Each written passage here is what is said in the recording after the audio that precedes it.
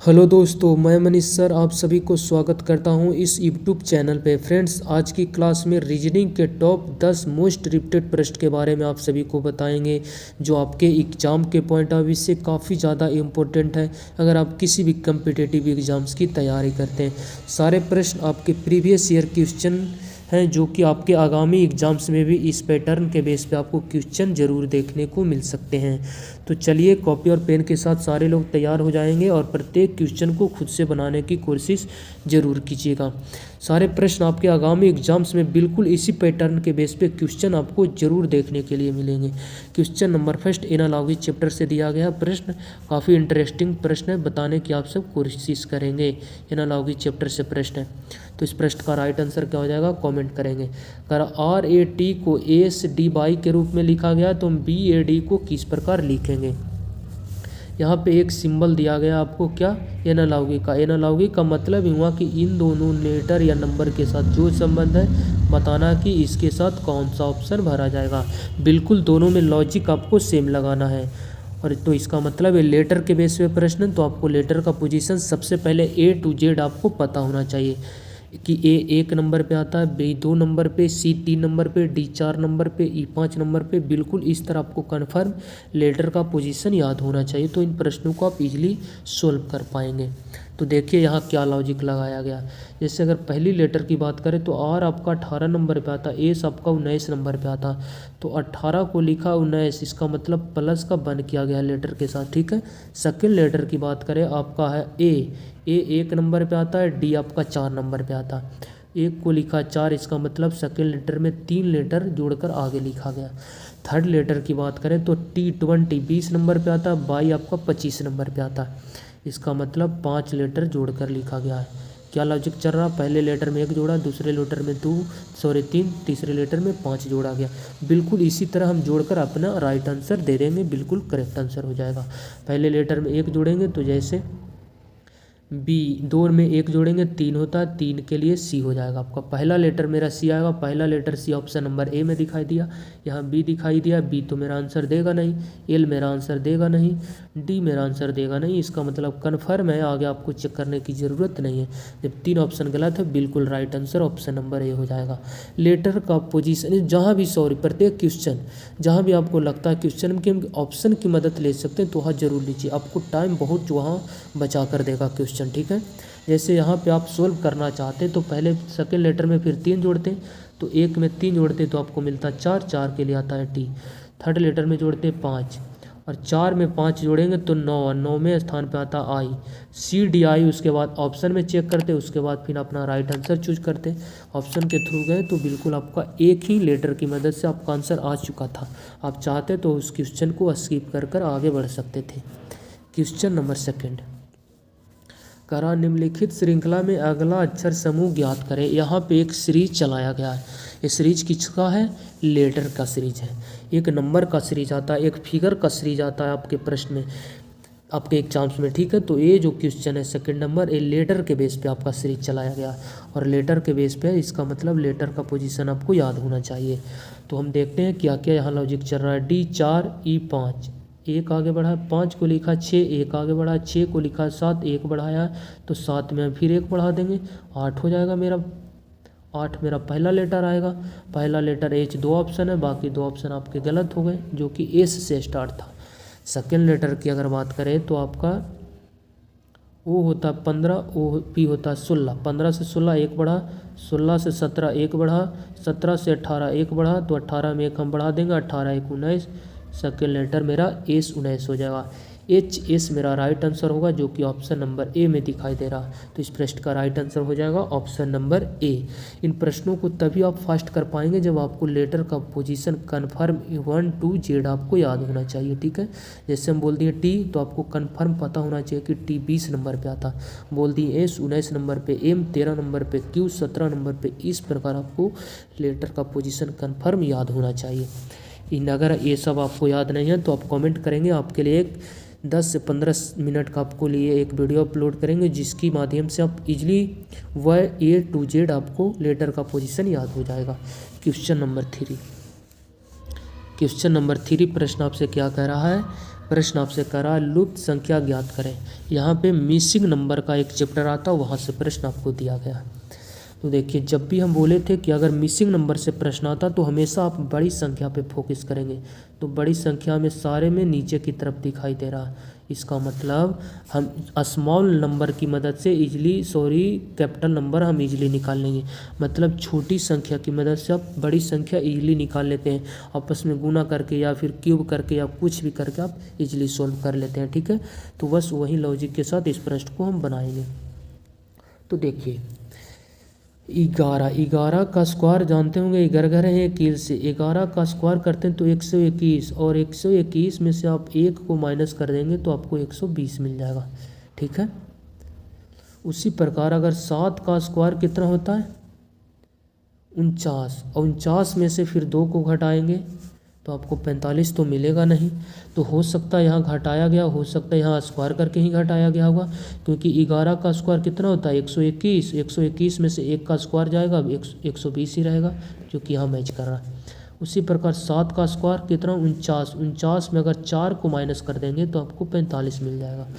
तो यहाँ लॉजिक कुछ नहीं है, सिर्फ यहाँ 5 का स्क्वायर होगा, यहाँ 3 का स्क्वायर होगा, दोनों को घटा देंगे हम, क्योंकि यहाँ 11 का स्क्वायर किए 121 मेरा आया, फिर 1 का स्क्वायर किए 1 हुआ, उसके बाद हम घटा दिए तो 120 मेरा मिल गया। ठीक है, सेकंड में क्या हुआ 7 था तो 7 का हम स्क्वायर किए, उसके बाद फिर ऊपर 2 था तो 2 का स्क्वायर किए मेरा 4 हो गया, इन दोनों को घटा दिए तो आपको 45 मिल गया। ठीक है, तो बस वही लॉजिक के साथ हम घटा देंगे, मेरा राइट आंसर हो जाएगा।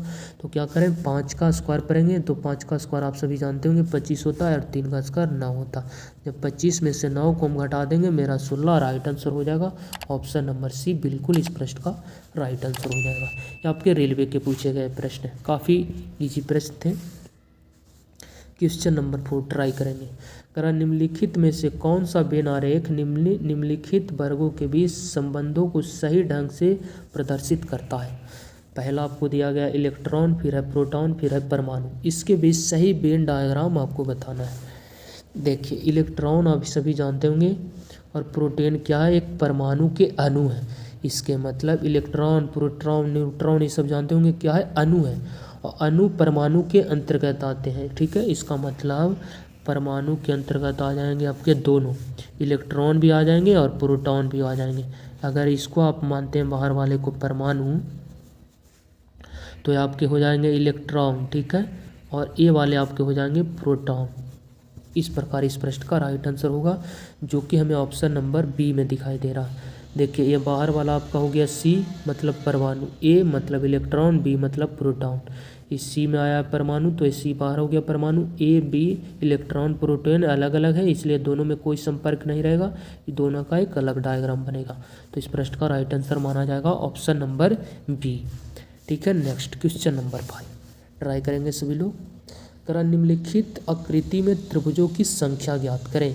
काफ़ी इजी प्रश्न है, ऑप्शन भी मैक्सिमम 11 तक दिया गया, आप इजीली काउंट कर लेंगे। ठीक है, अगर ट्रिक नहीं भी जानते हैं तो आप इसे नॉर्मली इजीली गिनकर भी काउंट कर सकते हैं। चलिए ट्राई करते हैं कि इस प्रश्न में टोटल कितने ट्रायंगल्स हैं। सबसे पहले की अगर बात करें, ये आपका फर्स्ट हो गया, कलर पे ध्यान दीजिएगा, ये आपका पहला ट्रायंगल्स हो गया। उसके बाद इसी बेस पे आपको एक छोटा वाला ट्रायंगल्स आपको दूसरा ट्रायंगल्स नज़र आ रहा होगा। ठीक है, और इसी वाले कलर के साथ नीचे वाले बेस पे ये आपको तीसरा ट्रायंगल्स नज़र आ रहा होगा। 3 ट्रायंगल्स काउंट किए जो आपको हमें लगता है कि आपको इजीली समझ में आ रहा होगा। ठीक है, एक इस बेस पे, फिर ये छोटा वाला इसी बेस पे 2 हो गया, और एक नीचे वाले बेस पे तीसरा बन गया। ठीक है, उसके बाद यहाँ पे थोड़ी सी डार्क हो चुकी है, इसलिए इसे थोड़ा सा मिटा देते हैं। ये दूसरा इस बेस पे बना, तीसरा इस वाले बेस पे बना, 3 हो गए। कलर्स को आप चेंज कर देते हैं। 3 के बाद आप ध्यान से देख पाएंगे तो ये आपके हो गए चौथे ट्रायंगल्स, ये हो गए आपके 5वें ट्रायंगल्स, ये हो गए आपके 6ठे ट्रायंगल्स। 6 ट्रायंगल्स मैक्सिमम गिन चुके हैं। ऑप्शन 5 दिया है, मेरा आंसर होगा नहीं, क्योंकि 6 तो हम गिन चुके हैं, या 7 भी हो सकता है, 9 भी, 11 भी। देखिए कि कोई क्या आपस में आकृति को ऐड करने से कहूँ भी आकृति की निर्माण हो रही है, कोई और भी तो ऐड करेंगे हम। तो सारे आकृति को ऐड करने से यहाँ एक बड़ी वाली आकृति बढ़ रही है, एक ये वाली, तो 6 और 1 आपके बड़ी वाली हो गई 7। और देखिए अब हमें नहीं लगता किसी भी आकृति की आपस में जोड़ने से यह आकृति का निर्माण होगा। तो इस प्रश्न का राइट आंसर हो जाएगा ऑप्शन नंबर सी। इस आकृति में टोटल कितने ट्रायंगल्स थे? 7। क्वेश्चन नंबर 6, इस प्रश्न को आपको राइट आंसर देना है। बहुत से विद्यार्थी को इस प्रश्न को हम बिल्कुल 100% कहते हैं कि ये प्रश्न को वो गलत कर देंगे, क्योंकि उसको लॉजिक पता नहीं है कि एग्जाम्स में किस तरह प्रश्न पूछे जाते हैं। अगर नीचे दिए गए आकृति का दर्पण प्रतिबिंब बताए, देखिए यहाँ से ध्यान से, तो यहाँ लिखा दर्पण प्रतिबिंब मतलब मिरर इमेज, और प्रश्न मिरर इमेज का नहीं है, प्रश्न वाटर इमेज का दिया गया। यहाँ लिखता जल प्रतिबिंब, पर आपको दिया है दर्पण प्रतिबिंब। इसका मतलब आपको वो कन्फ्यूज कर रहा है। हम बोले थे आपको कि अगर मिरर आपको ऊपर या नीचे रख कर दिया जाता तो वाटर इमेज का प्रश्न होता है, ठीक है।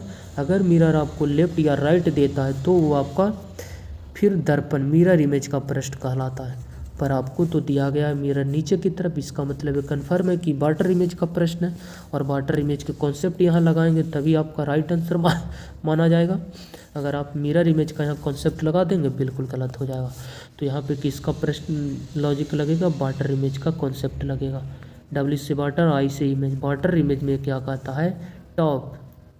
टॉप वाले आपको बॉटम में आ जाएंगे, टॉप वाले आपके बॉटम में आ जाएंगे, और जो बॉटम है वो आपका टॉप में चला जाएगा।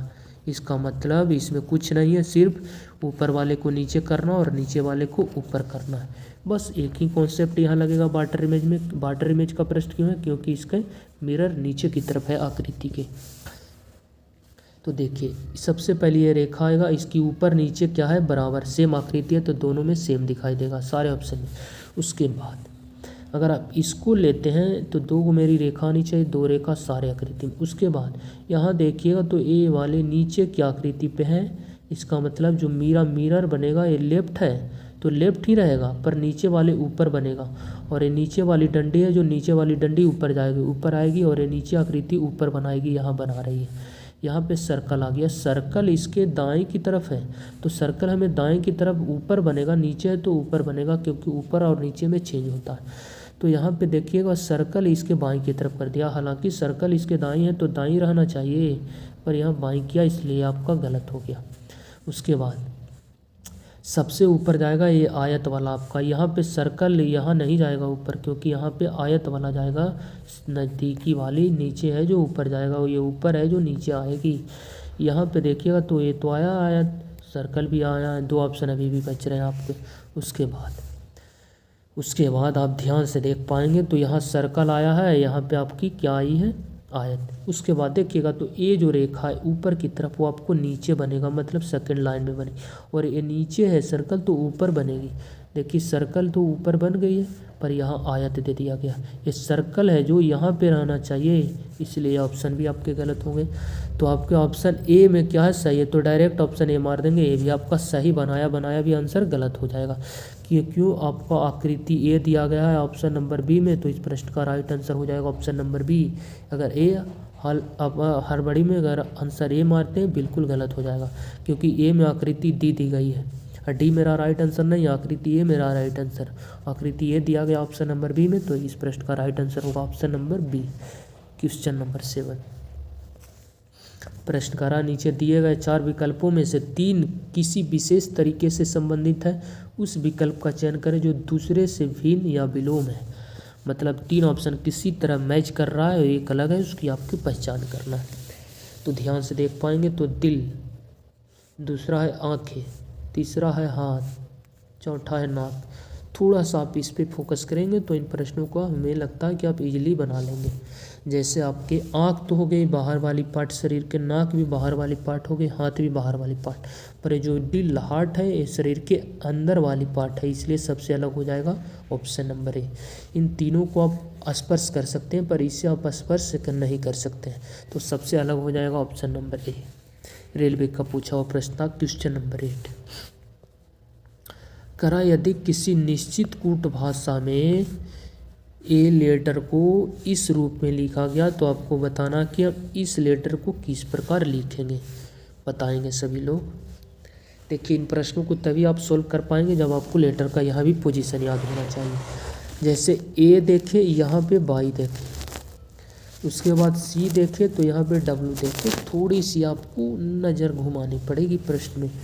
ए को लिखा है बाई, हम जानते हैं कि ए और जेड एक दूसरे के अपोजिट है, अपोजिट जानते होंगे, ठीक है, पढ़े होंगे आप रीजनिंग, तो ए और जेड एक दूसरे के अपोजिट होते हैं। तो इसके बाद सी है और सी को लिखा है डब्लू, तो सी को लिखा है डब्लू और सी का अपोजिट होता है एक्स, ठीक है। उसके बाद है ई, तो ई का अपोजिट हम जानते हैं 22 होता है और 22वें स्थान पर आता है आपका भी। जी का अपोजिट आपका होता है टी। आप समझ जाएंगे प्रश्न, थोड़ा सा टाइम दीजिए हमें समझाने के लिए। आई आपका 9 नंबर पे आता है और 9 में इसके लिए आपका होता है क्या, आर।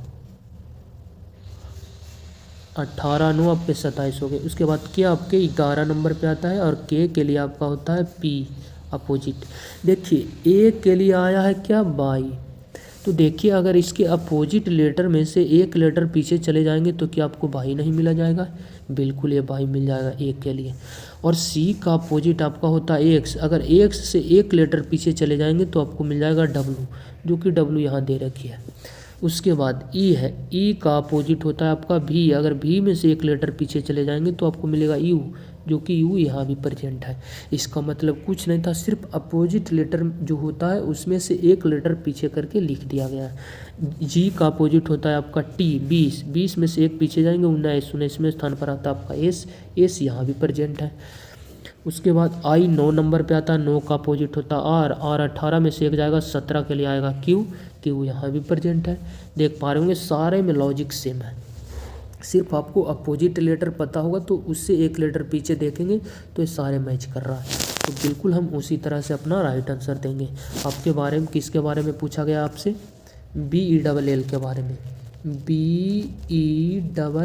के बारे में आपसे पूछा गया। तो बी का अपोजिट हम जानते हैं बाई, क्योंकि दो अपोजिट लेटर का योग हमेशा 27 होता है। अपोजिट नहीं भी जानते हैं तो इस प्रश्न को, इसी बात को आप, दो अपोजिट लेटर का योग हमेशा 27 होती है। तो बी 2 नंबर पे आता है तो 25 इसके अपोजिट जाएंगे तभी तो 2 और 25 27 होंगे। उसके बाद ई 5 नंबर पे आता है तो 5 में हम 22 जोड़ेंगे तो 25 होगा और 22वें स्थान पर आपका भी। एल 12 में 15 जोड़ेंगे तो 25 होगा, 12 में 15 जोड़ेंगे तो 25 आएगा। अपोजिट तो हम सारे का लिख दिए पर सारे लिखाएगा अपोजिट से एक का, तो 25 में से एक पीछे जाएंगे तो आपको मिलेगा कितना, 24, 24 के लिए आएगा आपको एक्स। पहला लेटर मेरा एक्स आएगा, यहाँ यू एल था, ऑप्शन गलत, यहाँ यू था गलत, यहाँ यू था गलत, एक्स सिर्फ ऑप्शन नंबर डी में दिखाई दिया। इस प्रश्न का right answer option number D हो जाएगा। आगे भी मैच करा सकते हैं। 22 में से एक लेटर पीछे जाएंगे यू मिलेगा, यू यहाँ पे मिल गया। 15 में से एक लेटर पीछे जाएंगे 14 मिलेगा, एन आएगा। यहाँ भी एक पीछे जाएंगे 14 मिलेगा, एन। बिल्कुल सारे आपको लॉजिक पता होना चाहिए, तभी इन प्रश्नों को आप सोल्व कर पाएंगे। जब आपको लेटर का पोजीशन कन्फर्म और अपोजिट लेटर याद होना चाहिए। तो समझिए कि आप, एक बात आपको बोलते हैं, स्क्वायर 1 से आपको 50 तक, ठीक है। क्यूब की अगर बात करें तो 1 से 10 तक। उसके बाद लेटर की अगर बात करें तो ए टू जेड लेटर का पोजीशन और अपोजिट लेटर अगर आपको याद है तो समझ जाइए आप रीजनिंग का 70 से 75% क्वेश्चन को इसी के बेस पे आप प्रश्नों को सोल्व कर पाएंगे अपने एग्जाम्स में। स्क्वायर याद होना चाहिए, क्यूब 10 तक, लेटर का पोजीशन ए से जेड तक और उसके बाद उसका अपोजिट स्थान पता होना चाहिए। तो समझ जाइए आपका 70 से 75% क्या है, रीजनिंग कवर हो चुकी है। तो देखिए क्वेश्चन नंबर 9 क्या करा, कह रहा यहाँ पे, सॉरी यहाँ पे थोड़ी सी दिक्कत की गई है प्रश्नों में, यहाँ समानुपात लगना चाहिए, ठीक है, टाइपिंग मिस की जाती है। समानुपात का मतलब है कि 8 और 96 में जो संबंध है, बताइए कि यहाँ 7 के साथ कौन सा ऑप्शन आएगा। बताएंगे सभी लोग, ट्राई करेंगे इस प्रश्न का राइट आंसर। तो देखिएगा 8 से अगर आप 96 पे जाना चाहते हैं तो 12 और 96, इसका मतलब 8 में आप एक्स्ट्रा 12 से आपको मल्टीप्लाई करना पड़ेगा, तब जाकर आपको 96 मिलेगा। क्या किए, अब 8 में 12 से मल्टीप्लाई किए तो ए नंबर 96 आपको मिल गया। उसी प्रकार हम यहाँ 7 के साथ मैच करवा के देखते हैं। तो 7 के साथ हम किससे मल्टीप्लाई करेंगे, ऊपर में जब 12 से किए तो नीचे भी 12 के करना पड़ेगा। तो बरसते 84 आपको मैच करना चाहिए ऑप्शन में। ऑप्शन नंबर डी में हमें 84 मिल रहा है। ऊपर जब 12 से मल्टीप्लाई किए तो नीचे भी मल्टीप्लाई करना पड़ेगा, जो मैच कर गया ऑप्शन नंबर डी में। अगर यहाँ 84 ऑप्शन में नहीं मिलता तो फिर हम लॉजिक को अलग ट्राई करते, ठीक है। पर ऑप्शन मैच कर गया तो मेरा right answer option number D हो जाएगा, ठीक है, बिल्कुल correct answer. Next question number 10, काफ़ी इजी प्रश्न है, ये अंक गणितीय रीजनिंग है, ठीक है। करा यदि गणितीय चीज भागा का अर्थ गुना है, भागा को लेना है गुना, या आपके किसी भी एग्जाम्स की तैयारी कर रहे हैं इस तरह के प्रश्न आपको कन्फर्म एक क्वेश्चन आपके एग्जाम्स में जरूर देखने को मिलेंगे। नहीं विश्वास है तो आप एग्जाम देंगे, आप देख लेंगे। प्लस का अर्थ माइनस, जहाँ प्लस है आपको क्या कर देना है, माइनस कर देना है। उसके बाद गुना का अर्थ प्लस है, गुना को आपको जोड़ लेना है और घटाव को आपको भागा कर देना है। अब इस समीकरण का मान रख दीजिए, आप इजीली सोल्व कर लेंगे इस प्रश्नों को, ठीक है। समीकरण को आप कैसे हल करेंगे, सिर्फ सिंबल चेंज करना। 12 है तो 12 लिख देंगे हम, प्लस है तो प्लस को हम माइनस करेंगे, क्योंकि प्रश्न ऊपर दिया गया कि प्लस को आपको माइनस करना है, तो माइनस का 16 हो गया। माइनस का 4 है तो माइनस नहीं लिखेंगे, माइनस को हमको भागा करना है तो भागा 4 लिखेंगे। उसके बाद फिर गुना 4 है तो गुना हम नहीं लिखेंगे, गुना को आपको प्लस करना है तो हम प्लस 4 लिखेंगे। उसके बाद भागा 2 है तो हम भागा 2 नहीं लिखेंगे, भागा को बोला गुना तो हम गुना 2 लिखेंगे। उसके बाद आप इसे हेल्प कर लीजिए। आप बोडमास की क्रिया जानते होंगे, सबसे पहले क्रिया ब्रैकेट की होती है, उसके बाद फिर का की होती है, उसके बाद फिर भागा की होती है, फिर गुना की होती है, उसके बाद फिर जोड़ की क्रिया होती है, उसके बाद फिर घटाव की। ब्रैकेट नहीं है छोड़िए, का नहीं है छोड़िए, भागा है भागा पे चलते हैं। तो सबसे पहले इसमें भाग दे देंगे तो भाग चला जाएगा, 16 चौ 4 चौ 16 4 बार में। उसके बाद फिर हम चलेंगे गुना पे, अब गुना यहाँ पे दिखाई दे रहा है तो 4 दूनी 8 हो जाएगा। उसके बाद जोड़ पे चलेंगे तो माइनस का 4 है, ये प्लस का 12 है और प्लस का 8 है, तो 12 और 8 पहले जोड़ेंगे 20 हो जाएगा और माइनस वाली क्रिया लास्ट में होगी। तो 20 में से जब 4 घटाएंगे 16 इस प्रश्न का राइट आंसर हो जाएगा ऑप्शन नंबर ए। अगर वीडियो अच्छा लगता हो तो प्लीज़ इसे शेयर करें दोस्तों के पास और चैनल को सब्सक्राइब कर हमारे साथ जुड़ सकते हैं। मिलते हैं नेक्स्ट वीडियो में, जब तक के लिए बाय, टेक केयर। और आपका स्कोर कितना रहा कमेंट बॉक्स में कमेंट जरूर करेंगे कि आपके टोटल 10 क्वेश्चन में आपका स्कोर कितना रहा।